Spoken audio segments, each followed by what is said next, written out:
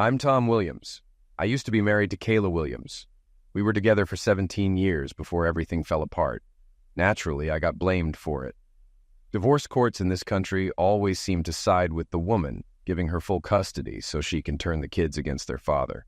It feels like the divorce laws were designed by people who hate men. We had 2 kids, a 14-year-old son and a 16-year-old daughter. I thought our life was great. I loved my wife, and I believed she loved me. Our kids were smart, athletic, and well-adjusted. Carly, our daughter, was a daddy's girl, and Josh, our son, was friendly and athletic. I was doing well as a mechanical engineer, and Kayla had a good job as an accountant. We both stayed fit and looked good. Carly idolized me. She was good at math and science and wanted to be an engineer like me. She got her driver's license at 16 and loved cars, just like I did. We spent weekends at car shows and working on my collection of old GM cars. She also helped me with home improvement projects, learning basic plumbing, electrical work, and more. While she went to her mother for girl issues, she came to me for everything else: homework, friend drama, boys, and advice. We were very close. Josh, on the other hand, wasn't into cars. He was more interested in English literature and civics and talked about becoming a lawyer. He was closer to his mom. Lately, Kayla seemed a bit off, distant and zoning out. I asked if everything was okay, but she brushed it off. One Friday evening, I came home at my usual time, 6 p.m.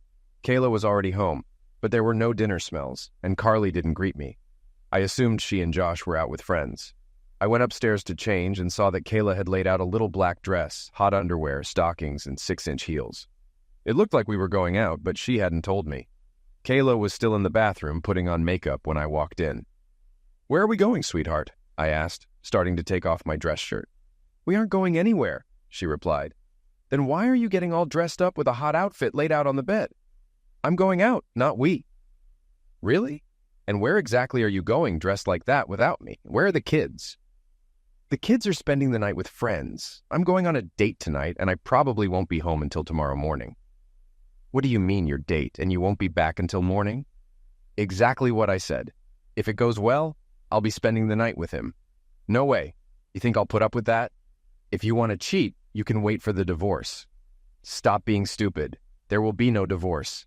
I just need this one night to prove I'm still attractive to other guys. If you really love me, you'll let me do this. If you loved me, you wouldn't even consider it. I do love you, but I need this. I'm getting older and need to feel attractive to younger men. Clarence is 10 years younger and has been flirting with me for 6 months. I finally accepted his offer. It's just one night of lovemaking to boost my ego. I'm not putting up with it. Remember our wedding vows? You're breaking them. Don't be silly, it's just one night. I promise it won't happen again. Are you stupid, or do you think I am? After breaking your vows, you think I'll trust a private promise? If you go through with this, we're done. Walk out that door, and I'll see a lawyer. Don't be an idiot. There will be no divorce. I'll come home and be the loving wife I've always been. If you try to divorce me, I'll fight, and you'll lose the house, most assets, and custody. I'll mess with your visitation and blame you for breaking up the family, making the kids hate you. You say you love me, yet you do all that? Yes, I love you, but I'll fight if you try to divorce me. I just need this one night. And in a few years, what then? When you feel old again, will you find another younger man? I promise it won't happen again. It's just lovemaking, no love. He won't take me away from you. Maybe I'll even learn something to spice up our bed life. If you do this, I've already told you the consequences. Cancel now, and we can try marriage counseling. Don't be stupid. We'll be fine. If you insist on counseling, we'll discuss it when I get back tomorrow. She continued getting ready. I changed and left the room. Later, she came downstairs dressed up, clutch in hand, checking herself in the mirror. I was in the living room when I heard a car honk outside. "He's here. I've got to go. I'll see you in the morning," she said, walking over to kiss me goodbye. I turned away, and she kissed the air. She frowned at me. "Fine, be that way.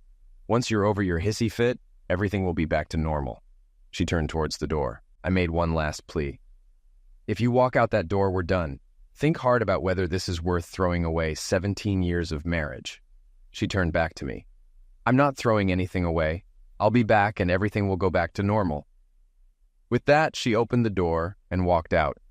I started crying, mourning the loss of my marriage and the woman I loved for 20 years, 17 years of marriage, a year of engagement, and 2 years of exclusive dating.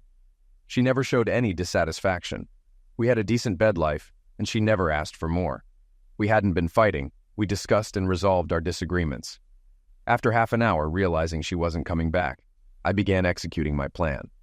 We had a large 4-bedroom house. The master bedroom, Carly's room, Josh's room, and a guest bedroom with a private bathroom. This would now be my temporary bedroom.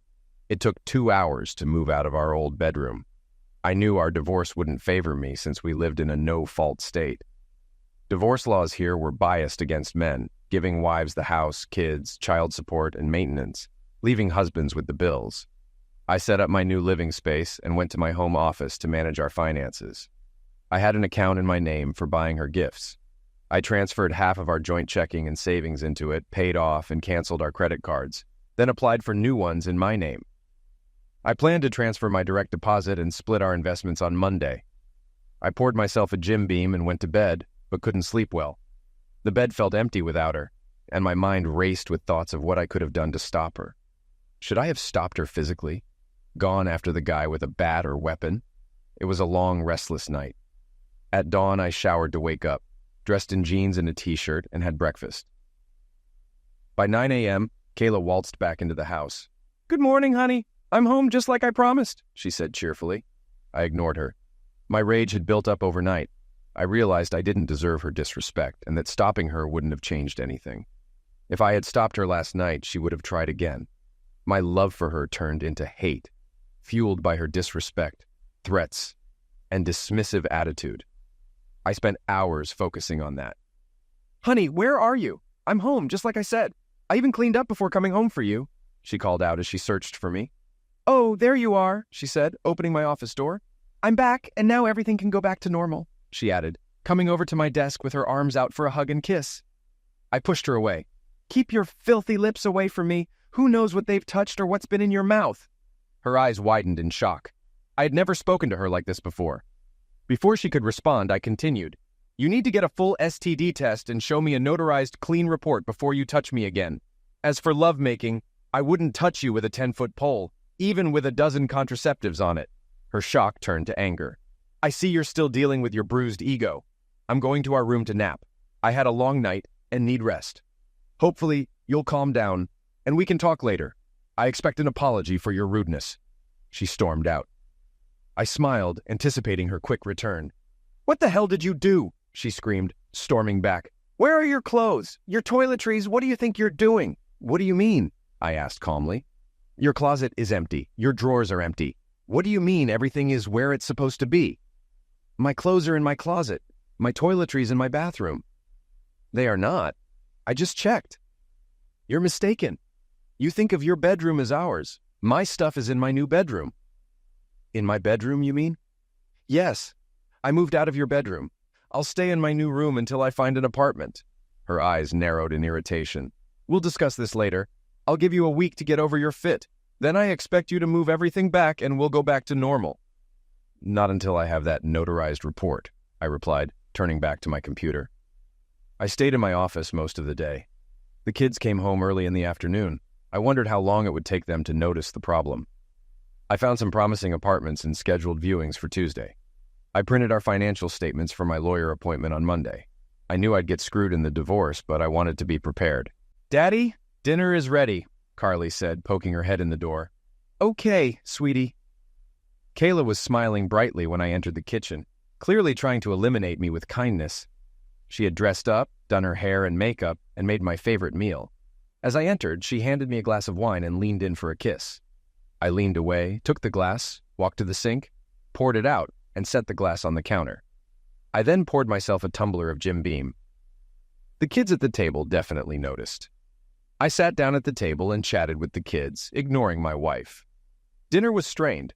I tried to keep the conversation going with the kids, but it was clear there were serious problems. I didn't put anything on my plate or eat, despite the dishes being my favorites. I just sipped my drink and talked to the kids. "Dad, aren't you going to eat?" Josh asked. "Nope, not hungry," I replied. After the most awkward dinner ever, I refilled my drink and went back to my office without helping to clear the table. Half an hour later, I shut down the computer, grabbed my truck keys, and left for a quiet restaurant. I had dinner, then went to a bar for a couple of drinks. It was late when I got home. Seeing Kayla's light on, I made sure to close my door loudly. I locked it and slid a chair under the knob.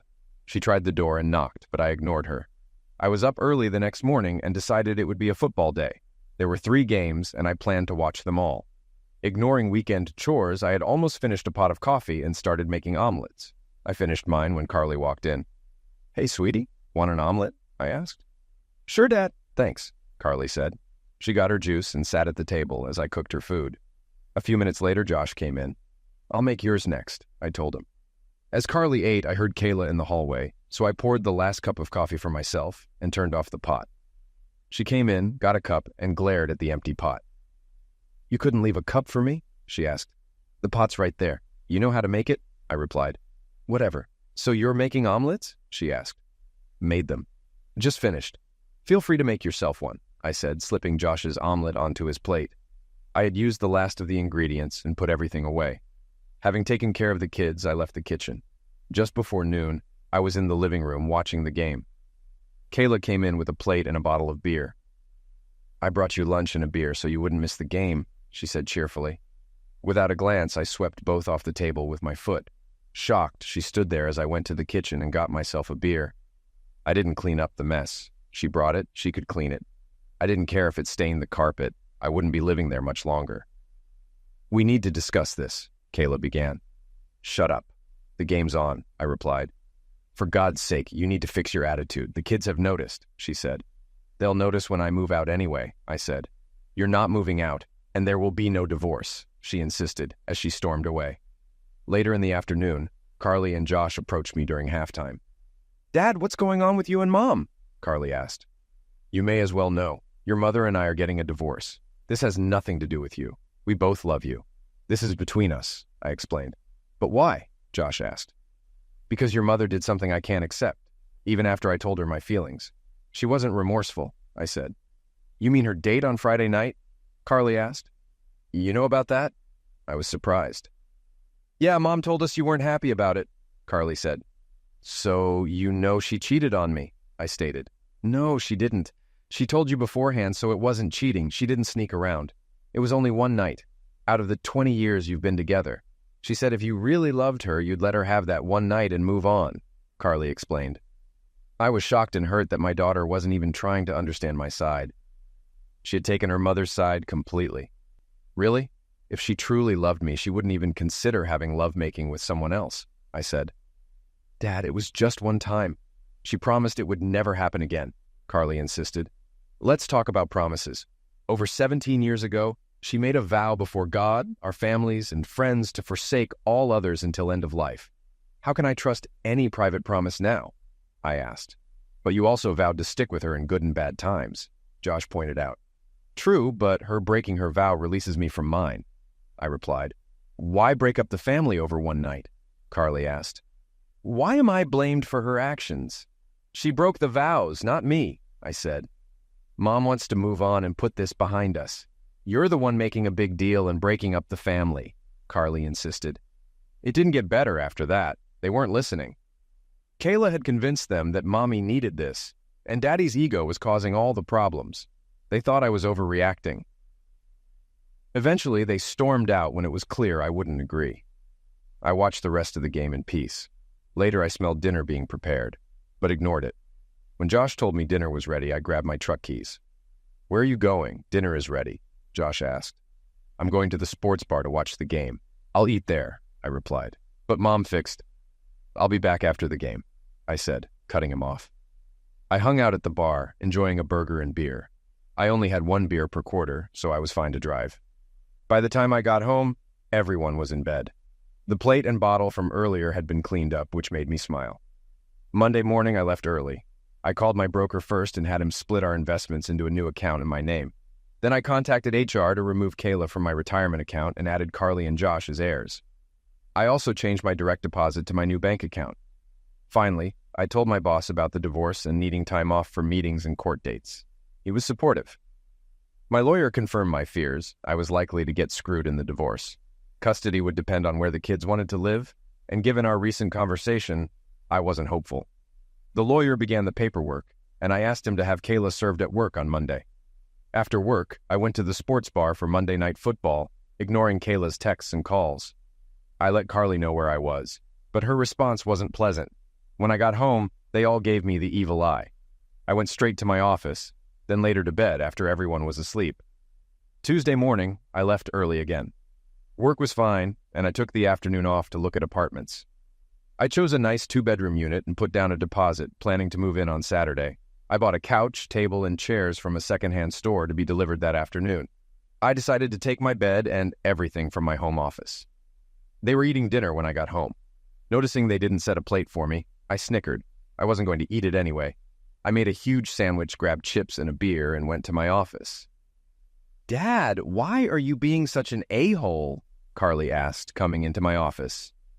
"Because your mother cheated on me, disrespected me, and threw it in my face. I clearly told her what would happen if she went through with it, and she did anyway." "You can't be breaking up the family over that. It was just lovemaking." "Carly, someday you'll be married. How would you feel if your husband told you he had a date with a younger, prettier woman and planned to spend the night with her?" "I wouldn't like it. But if he promised it was just one time, I'd try to get past it. Besides, if he told me it wouldn't be cheating." "Right.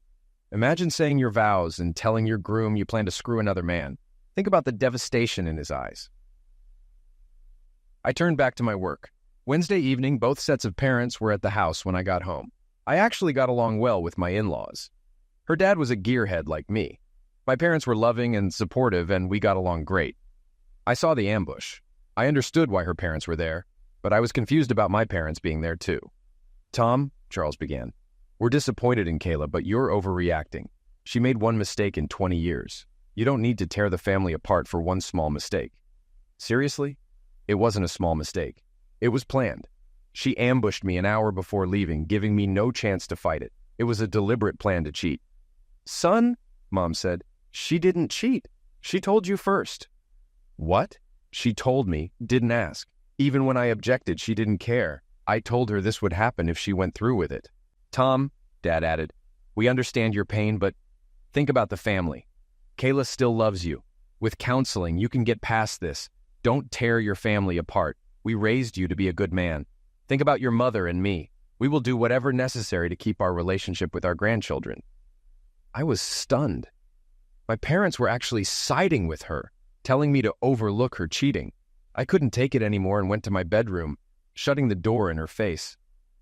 10 minutes later, I changed into jeans, a casual shirt, and boots. I walked through the living room without saying a word, ignoring their attempts to talk to me. I got in my truck and went to the sports bar for dinner and beers. The house was quiet and dark when I returned 4 hours later. Thursday and Friday were the same. I ignored Kayla, and the kids stayed mad at me. I was surprised Kayla hadn't noticed the credit cards not working yet. She'd figure it out during her Saturday shopping. Friday evening, I was in my office when Kayla came in wearing a transparent nightie, stockings, garter belt, and heels. "The kids are out tonight. It's time for you to get over this and come to bed. I want you to make love to me all night. I need you to take me back," she demanded, her voice filled with a mix of desperation and desire. "No thanks, I haven't seen a clinic report proving you're disease-free," I replied coldly, not even looking up from my desk. "Stop being ridiculous. I need you back in my bed. Now come on. I'm aroused and need lovemaking," she insisted, her tone becoming more insistent and frustrated. "Not interested," I said flatly, turning another page in my book. "If you don't, I'll call Clarence again," she threatened, her voice dripping with anger. "So much for it being a one-time thing," I shot back, my voice laced with sarcasm. "Damn it, it was. But if you keep rejecting me, you're pushing me back to someone else," she snapped, her frustration boiling over. "Have fun. Let me know if you're bringing him here so I can leave," I responded, not bothering to hide my disdain. She stormed out, and half an hour later, I heard her leave, tires screeching. With the house empty, I packed up my things, took apart the bed, and loaded my truck with my clothes. I slept on the sofa in my office. The next morning, I got the apartment keys and moved everything with help from friendly neighbors. No one was home when I returned, so I had a neighbor's son help me load my desk and office furniture. I took the recliner, too. Later that evening, my daughter called. "Daddy, where are you?" she asked, her voice filled with confusion and worry. "I'm at home, sweetheart," I answered, trying to keep my tone calm and reassuring. "No, you aren't. Your office is cleaned out, the spare bedroom is empty, and your recliner is gone.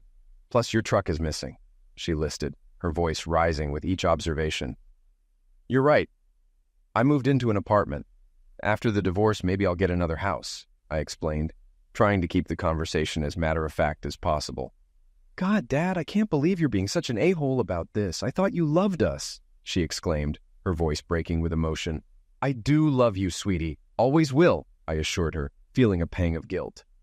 Just not enough to stay, she accused, her voice filled with hurt. I'm not abandoning you. You can see me anytime. I'll still take care of you and your brother, I promised, trying to make her understand.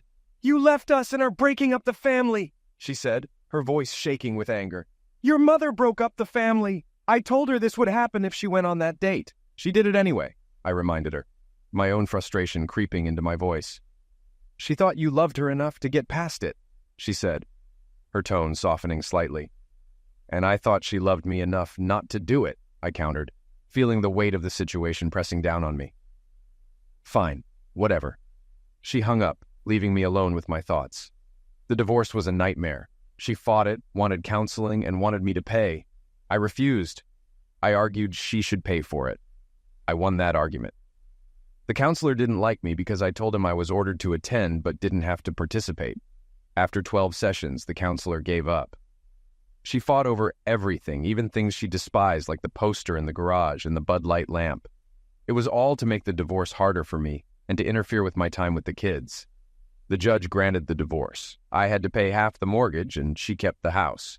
I paid $2,000 a month in child support and $1,000 a month in spousal maintenance for 5 years, which would end if she remarried. She moved Clarence in before the divorce was final. Half my paycheck went to her. I cashed in some investments and bought a fixer-upper house. I moved in with my tools and started repairs in the evenings and weekends. Visitation was a disaster. Kayla made it difficult, and the kids were busy or hostile. Eventually, they told me they didn't want to see me anymore. Forcing them would have caused more resentment. I sent gifts, cards, and letters for birthdays and Christmas, but they were returned unopened. My checks were cashed, but I never heard a word. I informed them about their college funds, and they responded with, "No thanks." Kayla poisoned my kids against me. I focused on work and my house, saving money by not going out. One day, I called my mom. "Hey, Mom, how are you?"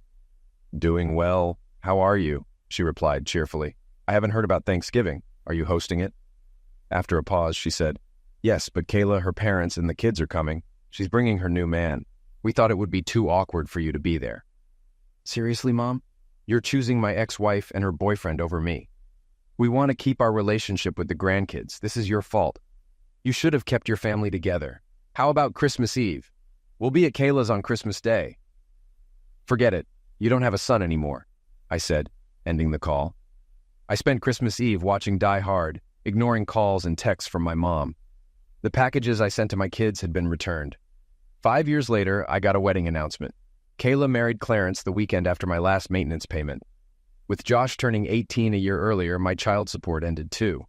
I celebrated by getting drunk. I had worked hard and loved them, only to be rejected. Now free of my obligations, I decided to move on and forget about them as much as possible. One thing bugged me. I still had to pay half the mortgage.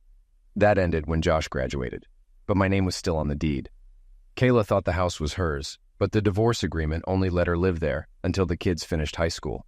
I was entitled to half the assets, and the house was a big one. I contacted my lawyer. When we divorced, the house was worth $300,000 with $200,000 in equity. Now, it was worth about $500,000 with $450,000 in equity. We only had $50,000 left on the mortgage. I wanted the money, obviously, and it would piss Kayla off. She loved that house and would hate giving me anything. It would also pay me back for all the maintenance and mortgage payments. A week later, Kayla called. "Tom, what's going on?" "Just working and fixing up my house." "Surprised to hear from you." "You a-hole. Why did a realtor come to my house for a listing contract? Since both our names are on the title, she needs your signature for the sale." "I'm not selling. I love this house." "Then when can I expect my check for half the equity?" "I got the house in the divorce." "No, you got to live there until Josh graduated. Now we either sell it and split the proceeds, or you buy out my half." "I'm not giving you $100,000 for a house that's rightfully mine." "Good thing I'm not asking for $100,000. The equity is $450,000 now. My half is $225,000. With the expensive furniture, let's round it to $250,000. You're insane. I'm not giving you a dime, she screamed and hung up. I laughed. A couple of months later, the judge ruled in my favor. She had to pay court fees and my lawyer. The house appraised for more than I estimated, and I ended up with $275,000. They bought me out with mostly Clarence's money, which would come back to bite him later. I fixed up my house nicely, including a shop. I bought a 1972 Chevy pickup in bad shape, interested only in the chassis. I stripped, cleaned, and repainted it. The rear differential was good, but I rebuilt it. The transmission was a Borg-Warner T10 manual 4-speed. For fun, I went all out on the engine, a 427 big block. I found one online, had it shipped, and tore it apart. After machine work, I installed a new forged crankshaft, 10, 1 pistons, a heavy cam, and ported and polished heads with double springs. I added a blower, chrome valve covers, polished aluminum, and steel-braided hoses. The first drive was wild. I punched it on the freeway, and the back tires broke loose instantly. I barely managed to keep it straight. Lesson learned. Press the accelerator slowly. I drove more carefully after that. A few weeks later, I saw an ad for a public car show. Thinking it would be fun, I entered and paid the fee. On the day of the show, I drove my 72 Chevy to the park, checked in, and set up my spot next to a 1968 GTO. I noticed 2 attractive redheads, one about my age and the other a teenager, setting up behind the GTO. No guy was with them, and the older one had no ring on her left hand. "Good morning. I like your GTO," I said. "Thanks. I like your truck, too," the older one replied. "This is my first show as a participant. I'm Tom." "I'm Marie, and this is my daughter, Jenny. We've done this a few times." I invited them to join me in the shade. We hung out most of the day, chatting with other car enthusiasts. Though I didn't win any awards, I had a great time. Marie shared that she divorced her husband for cheating. She got the GTO in the divorce, using it as leverage to ensure he kept paying child support and maintenance. Jenny was friendly too, expressing anger at her dad for cheating. When the show ended, I invited them to dinner at Red Lobster, and they accepted. Over dinner, I shared my story. They were surprised my kids blamed me for the divorce after my ex cheated. "I'm so sorry, Tom. You seem like a nice guy and didn't deserve that," Marie said. We exchanged numbers and agreed to meet again. Jenny gave me a big smile, a wink, and a thumbs up, signaling her approval. Marie and I went out the next weekend for dinner and dancing. She gave me a kiss on the cheek, and I saw Jenny smiling and giving me another thumbs up. After a few more dates, I invited them over and cooked lasagna. They liked it and enjoyed my house, though Marie noted it needed a woman's touch. The next weekend, they invited me to their apartment. Marie's cooking was amazing, much better than mine. I couldn't stop eating and apologized for making a pig of myself, but they laughed, saying it was the best compliment for someone who loves to cook. 2 weekends later, Marie and I went out for dinner and dancing. During a slow song, she whispered, "Take me home." Surprised, I pulled back, but she giggled and clarified, "Take me to your home?" "Oh, well then." Thankfully, I had my regular truck, not the 72. We ended up doing it 3 times before falling asleep. I cooked her breakfast and drove her home. A few months later, I proposed, and she said yes. We had a simple ceremony in front of a judge, and they moved into my house. Jenny even started calling me Daddy. Life was great. Yes, we had disagreements, and Jenny and I had our differences. She was still a teenager, and I was an authority figure. But she respected me, and her mom loved me as much as I loved her. About a year later, I got a surprise call from an unknown number. "Hello," I answered. "Dad," an excited woman's voice said. "Carly." "Yes, Daddy, it's me. I have great news." "Really, it's good to hear from you. I'm getting married." "That's great, sweetie. I'm so happy for you. I want you at my wedding." "Oh no, Clarence is paying for the wedding, and he will walk me down the aisle. You wouldn't sit in the front pew, but I really want you there." "Clarence? The man your mother cheated with? She married him? Look, Dad, I'm trying to reconnect and want you at my wedding. It's your fault they got together after you left." "You still think your mother did nothing wrong. I can't support this marriage. You'll likely cheat just like your mom. Plus, you took the last honor of a father away from me. You've become a shallow, self-centered witch. Fine, don't expect to see your grandchildren. If you raise them like you, I don't want to—" "Mom's right, you are an a-hole. That was the last I heard from my daughter. She sent texts and voicemails, but I deleted them. Her olive branch was an insult. She made her choice 10 years ago. Any chance of a relationship with her or Josh was gone. It hurt, but they blame me for their mother's actions. I set my phone down and went to work on my 1963 Chevy pickup. This one would be less radical than the 72, with a slightly beefier 350 engine. I didn't notice Jenny pick up my phone or realize she was home. I was furious with my dad. I reached out and he talked to me like that. It was his fault our family was torn apart. I invited him to my wedding and he threw it back in my face. I wanted him to take responsibility for what he did to our family. My phone rang with an unknown number. "Hello, is this Carly Williams?" a voice asked. "Yes, can I help you?" I replied. "Yes, you can stop calling my daddy and being a witch. He is the best man I know and doesn't deserve a brat like you reminding him of your pathetic family. You and your family are a waste of air." "Who the hell are you?" I demanded. "My name is Jenny Williams. I'm your sister. My mom married your dad and he adopted me. I love him and would never disrespect him. You are an insult to daughters everywhere. I know what happened. Your mom disrespected her husband by going on a date and sleeping with another man. And you seem okay with that. My bio dad cheated on my mom and she kicked him out without hesitation. If my mom ever cheated, I would help my dad throw her out. He is the most decent, caring person I know. I'm grateful your mom was stupid enough to let him go. You can tell your grandparents they have another granddaughter, but I don't want a relationship with people who reject their son for a cheating mom. When you say your vows, think about your husband cheating on you. Call me when it happens so I can laugh. Have a crappy life, sis." She hung up. I stared at the phone in shock. I couldn't believe Dad got married and didn't invite us. I now had a younger sister who sounded like me. Before Mom convinced Josh and me that Dad was breaking up the family over a minor issue, I thought he must have had a good reason. I even considered living with him. But Mom explained she just needed this one thing to rejuvenate herself, and Dad was the one being stubborn and leaving. Jenny was so rude and didn't care about our side. She called me names without knowing me. Of course, Clarence would walk me down the aisle. He had been there for me. He was paying almost $20,000 for the wedding. I doubted Dad could contribute much. I was still upset when Mom and both grandmas came in from shopping. Mom noticed my mood. "Honey, what's wrong?" she asked. I told Dad about the wedding and invited him. I hoped it could help rebuild our relationship. "That's wonderful," Grandma Williams said. "Will he be there? We haven't heard from him since Thanksgiving a few years ago." I sighed. "No, he got mad when I told him Clarence would walk me down the aisle and that it would be too awkward for him to sit with Mom and Clarence." "Oh, that's too bad. I thought he would have gotten over his stubbornness by now." "That's not all. I found out I have a stepsister." "What?" they exclaimed. "A girl named Jenny Williams called after Dad hung up. Apparently Dad married her mom and adopted her. She was very rude and said the nicest thing she wanted to thank my mom for being stupid, or she wouldn't have such a great dad."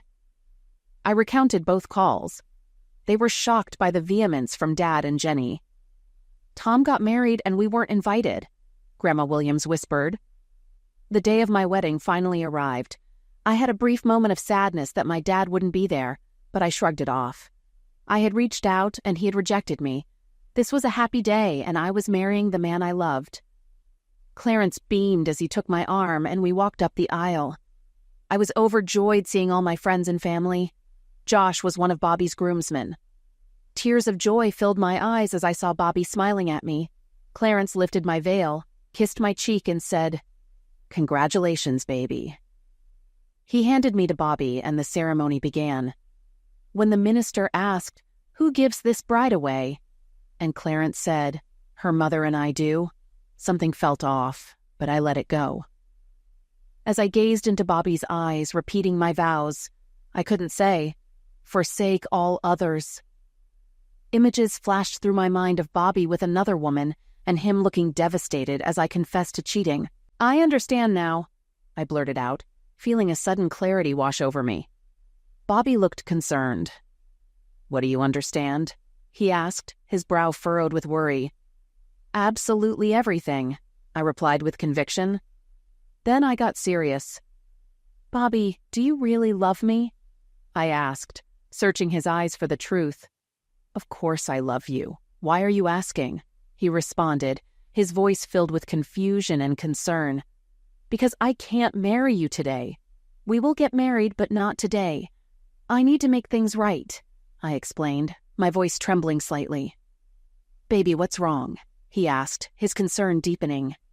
I love you, and I will marry you, but we need to fix things first. We will reschedule the wedding, I said firmly, trying to reassure him. You're not leaving me at the altar, are you? He asked, his voice tinged with fear. Not a chance. You're coming with me, I replied, grabbing his hand. I turned to the guests. I'm sorry, but I can't go through with this today. We will reschedule. In the meantime, please enjoy the reception. It's all paid for. Clarence is footing the bill, I announced, my voice carrying through the crowd. I grabbed Bobby's hand and headed back down the aisle. My mother and Clarence blocked my exit, Clarence furious about the money spent. Mom asked, Carly, what are you doing? Her voice sharp with confusion. I'm fixing a mistake I made years ago, I answered, determined. What mistake? The mistake of blaming my dad for the divorce when it was your fault for cheating, I said, my voice steady. Carly, I am your mother. I'm not a strumpet and you will respect me, she said, her tone defensive and stern. Really, Mother? Once a cheater, always a cheater, I retorted, my anger rising. Carly, how dare you? She exclaimed, shocked by my accusation. How dare me? I'm ashamed I ever looked up to you. It wasn't until I was saying my vows to Bobby that I realized how horrible you are. Once a cheater, always a cheater. Looking into his eyes, I understood how terrible it would be if he cheated on me and how badly I would hurt him if I cheated. Dad was a good role model. You weren't, I said, my voice breaking with emotion. What do you mean? Mom asked, fear in her eyes, her voice barely a whisper. I mean, you destroyed our family with your actions. You hurt Dad, and you hurt us. And now, I see how wrong I was to side with you, I explained, my voice filled with the pain of realization. I never meant to hurt anyone, she whispered, her eyes filling with tears. But you did, and now I need to make things right, I said, my voice strong and resolute. Seriously, Mom, do you think I don't know about your workouts with Jim Davis at his apartment? Or how Carlos, the pool boy, takes extra time because you're sleeping with him? Or the landscape crew you sleep with after yard work? I have videos of that. And let's not forget the backroom heads you give Mario, your hairstylist. At least Clarence doesn't have to worry about you cheating with your boss. Oh, and Alan Morris, our neighbor, who visits when his wife has girls' night out. Her eyes darted to Clarence, who looked utterly shocked. I turned to him. Clarence, I vow with the same commitment my mom had to her vows that I'll pay you back for this wedding. Don't expect a dime.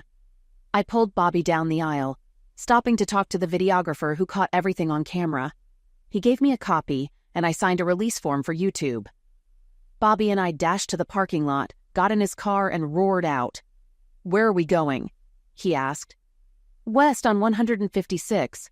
I'll put the address in Waze, I replied, finding the address quickly. It was about 2 hours away, and I hoped Dad was home. We didn't stop to change. I was on a mission and didn't want to waste time. It's not every day you open your door to see a bride and groom standing on your porch. I'm not a minister, and I don't live at a church, so it was quite a surprise. Even more surprising was recognizing one of them as my daughter Carly, who had made it clear she never wanted to see me again. I knew today was her wedding day, so she should have been at the church, the reception, or on her honeymoon. Daddy, can I talk to you for a minute? She asked softly. Still stunned, I let them in and gestured to the living room where Marie and Jenny were sitting, both looking shocked. Carly, this is my wife, Marie, and our daughter, Jenny. Jenny, Marie, this is Carly. I don't know who the man with her is. Daddy, this is Bobby Jensen, my fiancé, Carly introduced. Didn't you get married a few hours ago? I asked, confused. I need to talk to you about that. I couldn't go through with it today. I can't get married unless my daddy walks me down the aisle. Daddy, I finally understand. You were right. Mom threw everything away, not you. I'm sorry for blaming you. You didn't deserve any of that. I hope you can forgive me and let me back into your life. I really want to marry Bobby, but I can't unless you agree to walk me down the aisle." This was unexpected. I was happy she wanted me back in her life, but curious about the scene. "Carly, did something happen at the wedding? You're still in your wedding dress, and Bobby's in his tux." "We were halfway through the ceremony when I had an epiphany," she said, handing me a CD. "You should watch this." While Bobby and I changed into regular clothes, Marie showed Carly to a bedroom to change. I set up the video player in the living room. When Carly and Bobby were ready, we watched the video. It started as a typical wedding, but Carly stumbled during her vows. "She did it. I can't believe it," Jenny whispered. Carly stopped the wedding and confronted her mom, revealing more of her infidelity. I was shocked. Carly explained, "I couldn't go through with it. I realized how hurt Bobby would be if I did to him what Mom did to you. I finally understood what forsaking all others meant. Mom dishonored you, and I was dishonoring you by getting married without you there. The vows would be meaningless without the most honorable person I know. When I marry Bobby, it needs to be you who walks me down the aisle, not Mom and Clarence." Carly paused and smiled at Jenny. "Besides, I need my little sister as a bridesmaid. Your words woke me up. How can I get married without you standing up there for me?" This was a lot to process. We talked for hours. I didn't know Jenny had gotten Carly's number from my phone and called her. When it got late, I had them stay in the guest bedroom. Carly ignored calls from Clarence and Kayla, but took calls from friends. Some guests took her up on the offer to party on Clarence's dime. He tried to cancel, but was too late, so he ended up drinking in a corner. Josh sent Carly a video of their mom trying to talk to Clarence, which ended in him yelling, "Cheating strumpet." That relationship seemed over. Josh also managed to cancel the flight and resort reservations, but was stuck with a 20% cancellation fee. Since Carly and Bobby had already taken time off for their honeymoon, they stayed with us for the week. I reconnected with Carly and got to know Bobby, who turned out to be a great guy with strong morals. It was strained at first because of the lies my ex and kids had told him, but he warmed up to me after learning the truth and seeing my workshop.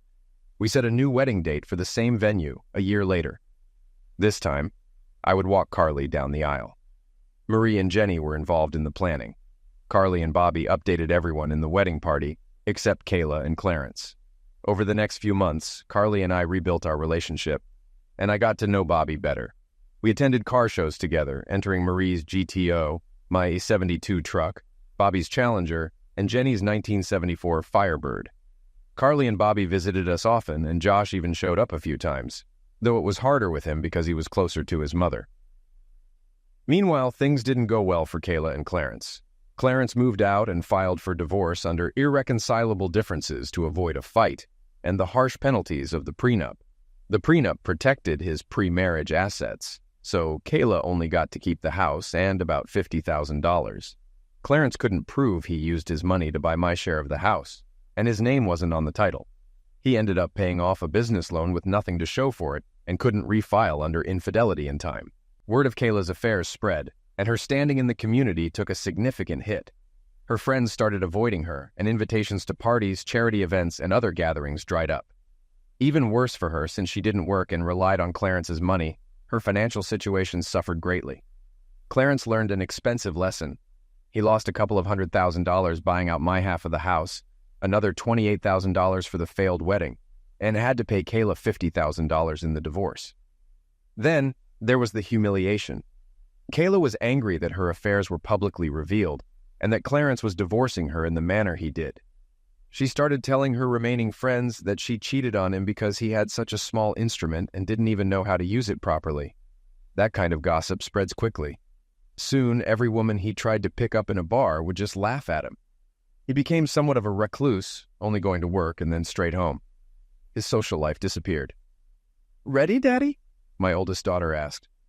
No father is ever really ready to let go of their daughters, but I'm honored to do this for you, I replied. The doors opened, the music began, and filled the church. I stepped forward with my left foot, proudly walking my daughter down the aisle. I glanced around, and my smile grew bigger. My ex-wife was sitting in the 4th row. My wife Marie was in her place of honor in the 1st row. I would join her after I completed my last important duty for my daughter. "Who gives this woman to be wed?" the minister asked. "As her father, I give her to be wed," I spoke loudly. "Love you, Munchkin," I whispered to her as I kissed her on the cheek before handing her off to Bobby. Yes, I neglected to mention my wife.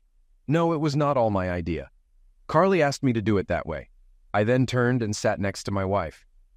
To have and to hold in sickness and in health, through good times and bad, forsaking all others. Carly practically shouted the last part. Then with a brilliant smile, she finished her vows. It was a beautiful ceremony. Cheers erupted as they kissed. At the end, I looked down from the head table. Marie was right beside me. I saw Kayla sitting at a table off to the side. She didn't look happy. Every time she looked up and saw Marie sitting in her spot, she scowled. I noticed she was taking advantage of the open bar. Clarence had not been invited. I don't know if he would have come even if he had been. My last great accomplishment for my daughter was complete. I walked her down the aisle, gave her away, gave a beautiful toast to the newlyweds, danced with my daughter in the father-daughter dance, then danced with my wife while my daughter and her husband and his parents danced to the second song. My obligations were complete. I was sitting at the table beside my wife. My younger daughter was out dancing with one of the boys, vying for her attention. "Pardon me, Marie, is it? May I borrow your husband for this dance?" I heard a familiar voice behind me. Request from my wife Marie, and I turned around to face my ex-wife. Marie eyed her for a moment before responding. "Just make sure you return him to where you found him." She looked at me. "I trust you. It's her I don't trust to not try anything stupid." I led Kayla onto the floor. They started a slow song. It wouldn't have surprised me if she had requested it just for this purpose. I was careful to keep some distance and not pull her in tight. We danced for a bit before she started talking. "You were supposed to give me that one night. We should have moved past that and gone on like normal. This was supposed to be the two of us together today, and you were not supposed to have gone out that night. You should have known me better than to think that I would have been okay with you cheating on me, no matter how many times you did it." "I didn't cheat. I told you about it before I did it. I didn't sneak around behind your back. Whether you told me or not is irrelevant. The fact that you had lovemaking with someone else is cheating. Besides, I never gave you permission. I told you not to do it, but you did it anyway. I never wanted this. I just wanted that one night. Then we could have been together forever. You know you are the only man I have ever loved. I never had any love for him. Besides, the lovemaking wasn't even that good. He was selfish, and he wasn't even as big as you are." "Then why did you marry him?" "Because you divorced me. Sure, I didn't love him, but I liked him. After you left, I didn't want to be alone. I thought that I might grow to love him, but I could never get over you. I did all that to you because I was pissed that you left me. I still loved you, but you wouldn't even talk to me. After that one night, I realized that you were everything I would ever need, and I would never go out with another man again. So why did you cheat on him then?" "Because he was terrible in bed. I thought I could train him, but he refused to take any advice. He would just stick it in, pump for a few minutes, finish, then roll over and fall asleep. When I couldn't take it anymore, I found a couple of other guys who could actually satisfy me. I had no idea Carly knew anything about it. Even if I did, I never would have guessed she would betray me like that. I'm sorry for you. We had a great marriage, but you threw it away for one night of mediocre lovemaking." "I don't suppose there's any chance." I couldn't help laughing. "Not just no, but hell no. First off, even if I wasn't married now, what you did in turning my kids against me eliminated any chance of us ever getting back together. Now I'm married again to a woman I love, and I have another daughter that I love as well. The best I can offer is civility when we are at the same place and at events with our children and grandchildren." Thankfully, the song ended shortly after. I didn't talk to her again that night. She couldn't afford the mortgage payments on the house, so she ended up selling it and moving into a small apartment. She got enough money out of the house to live on if she was careful. She went out with her friends occasionally, but as far as I know, she never had another relationship. Clarence ended up living alone as well. Carly and Bobby had a long, loving marriage. They had 3 kids, 2 boys and 1 girl. Josh eventually married a sweet girl too. They had 2 daughters. As far as I know, neither one cheated on the other. Some believe I should have sought revenge on Kayla and Clarence. The reality is there was nothing I could do to hurt them without either going to jail or having it backfire on me. I decided to move ahead and live my life as best as I could. There's a saying, the best revenge is a life well lived. I did that and let karma handle the rest.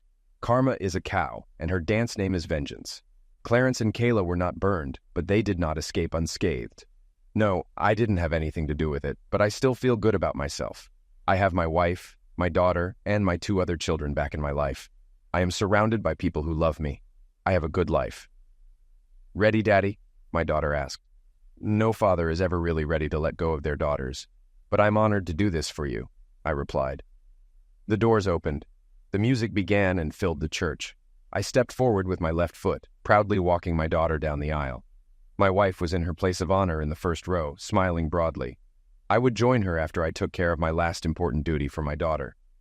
Don't worry, Daddy. I'm going through with this. Today I talked to Carly and I'm doing it right the first time, Jenny assured me.